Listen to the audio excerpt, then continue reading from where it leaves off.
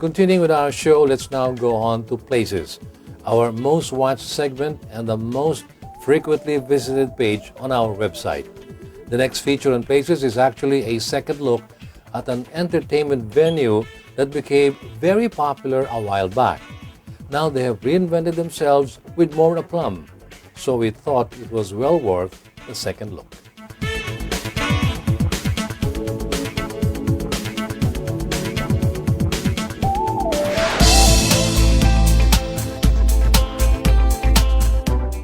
Club Mwah is probably the most popular landmark in Mandaluyong City. Their dazzling marquee alone gives you a hint of what to expect from this popular club.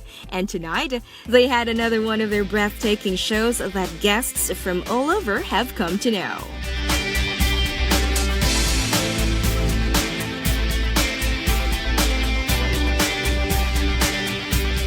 These shows make you entertain thoughts if you're lost in a club in Las Vegas, or perhaps in Broadway, or even in those glitzy clubs of Paris. Well, you're in the Philippines, in Mandaluyong in fact, and this is Club Mwah. The chandeliers are dazzling, the lights and sounds are world-class, as the talents on stage and the costumes definitely speak of excellent design and materials.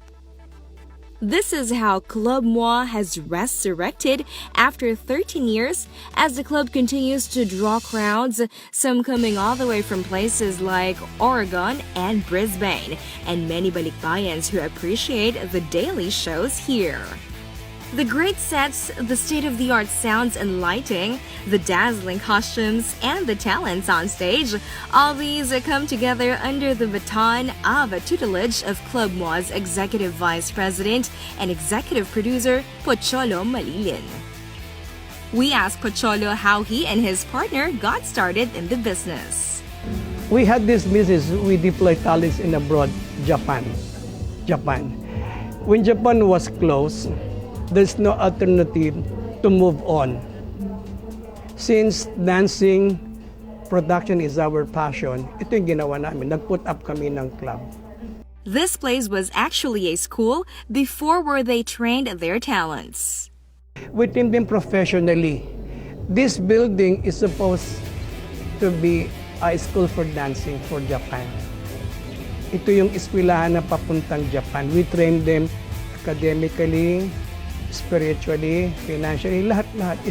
School ito school. Ako dito ang principal nung araw. It was back in 1988 or 89 that Pocholo and his partner started this business. And around that time, Japan was one of their biggest clients. However, in 1991, Japan stopped getting entertainers from the Philippines. So Pocholo had to close shop. So it's good na kapag-ipon kami. Nakapagtayo ng itong gusaling ito. Yes, it took them more than 2 years to put up this building, but it also took them as much time to take the plunge. It was a big risk talaga, malaking risk talaga. Sumugal kami. Sapagkat unang-una, putting up a club like this is not that easy. It entails a fortune, right? A fortune yan. Hindi mo alam kung magkiklik ka o hindi. Mahirap So, makipagsugal ka. Pag sumugal ka, you always think positively, kaya ko ito. When they opened in 2003, business was very uncertain for the two partners. Ay nako, nakakatakot yun. Sapagkat unang-una, para kang meron kang nilalamayan dyan na patay na ang tao mo, 10-20 lang. But unang-una ka lang na hindi ka kilala. Na alam nito parang gay bar na parang laswaan, may mga lalaking naguhubad, may mga ganito, ganyan. Gay bar, you know what I mean? Kasi nga, club mo, sinong may-ari ng club? Dalawang bading. Sino mga dancer? Bading. So, ang konsepto ng mga tao, pag sabing club mo, para bang bading ang pangalan, bading ang gay bar na yon. So, we have to eradicate that name. Doon kami nahirapan. But just a year later, business started picking up. The many friends of the partners lost no time in promoting the club, even if just through word of mouth. When they opened this new club, Pocholo relates that they could only retain half of the talents, only those that met standards which he has upped. Ang pagsasayaw dito, kailangan matututo ka ng maraming bagay. They have to be trained through proper dancing because dancers are not born, they are made. So you have to undergo basic ballet and jazz. So mahirap. Those showgirls who were not fit had to be cut off and replaced with glamorous showgirls who clearly had talent and who knew they had to keep fit and beautiful. They know their obligation because I always give them a memo. Ang laki ng tiyan mo. I'll give you 1 week to trim down. Because napakirap kasi, ang manunood, ang daming ibang klase yan.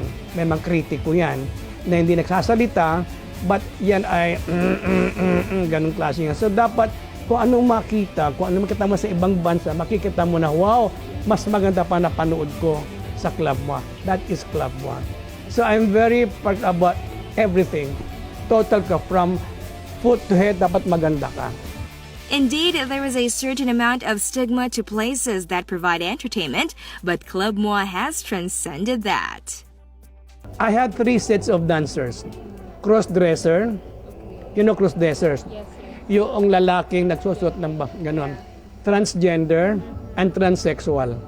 Applicants for showgirl positions are screened well, and drugs, alcohol, and cigarettes are a no-no. Inside Club Mwah, I am very strict. Because meron sila itong dapat sundin na regulasyon. Outside, I don't mind their love affair. Pocholo is still in the thick of it, traveling, producing, hiring the best talents out there. I am the producer. And I'm the vice president. I control them all. Hands-on ako. During the show, I love to check yung makeup mo or whatever lips mo. I have to check that. And during the show, meron nagsusulat dyan, sinecheck nila lahat. Kung tama yung sapatos mong ginamit mo, dapat silvery, black, may penalty ka, 25 pesos.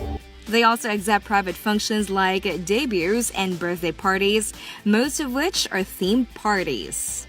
For example, si Mr. Gamboa, Pocholo, I will have my birthday, blah, blah, blah. Sir, ano bang theme mo? And then from there, I will ask you, ano bang gusto mo mangyari? Then from there, we'll have to create an idea. And then from the idea, I'll come back to you. This is the idea we want to talk about with your party. Ito yun. And then when we had an outside show, we control everything. The lights and sounds.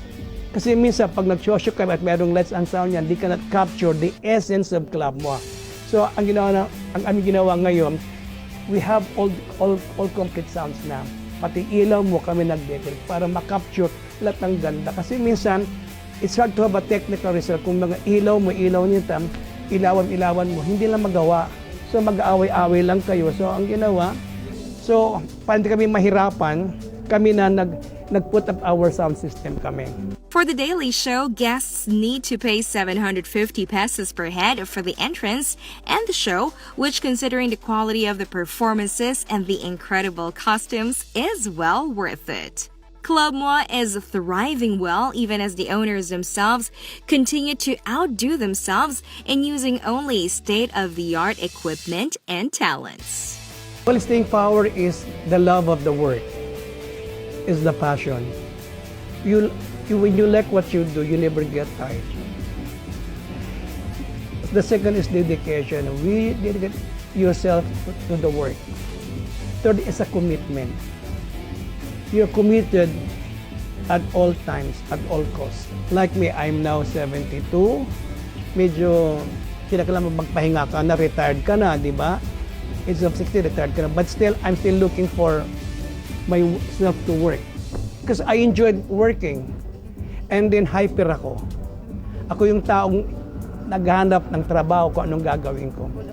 I don't let myself sitting down doing nothing. Even though I'm sick, I don't want to stay at home, watching television, watching video. I love to be in the office to work. They are not considering opening up a new branch, not in the near future anyway, because it entails so much work and a huge investment. They are also not interested in getting new investors or partners. Tama na yung dito ka, ikaw ang amo. Kasi pag ikaw ang amo, pag ayaw mo magtrabaho, behave ka. Nobody will dictate you. Halika, ganun. Tama na. I mean, At this age, ayoko na mangamuhan. Amo na ako rito, rena na ako rito eh. Mas magiging prinsesa lang ako. As they grow more mature in the business, Pocholo is also somehow looking to relax in the near future. We have to retire also. So we're training somebody to run this place because kailangan siguro mag-rest na rin. May 72 ka na, I have to go back again traveling because it's always need to travel because you learn a lot of many things. Ngayon naman para bang malakas ka pa rin, alam nga naman na travel ka, ugod-ugod na naka-wheelchair ka, tsaka, di ba? So kinakailangan, pues maganda ka pa rin. Di ba? Di ba? At least kung maganda ka, social ka pa. Hindi yung magta-travel ka, 80 years ka na, nakabaston ka na. Tapos bababa ka sa airport, naka-wheelchair ka, di ba? Ang tsaka noon, di ba? That may not be for quite a while as Pocholo still has the fire burning in him. For now, he is extending this invitation to our viewers. I would like to invite everybody to come and watch Club Mwah.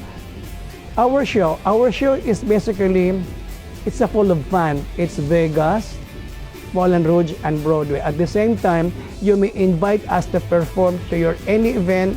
We could customize, create anything. And for your party, we could give you good lights and sounds. Kumpleto na ngayon. Mr. Gamboa, thank you again for giving us the opportunity. Nice to see you.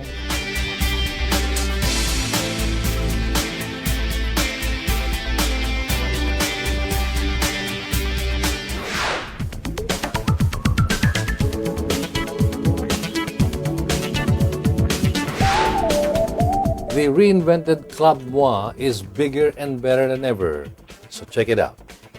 Coming up next on Business and Leisure is Sports Shoot, our segment for the gun enthusiast.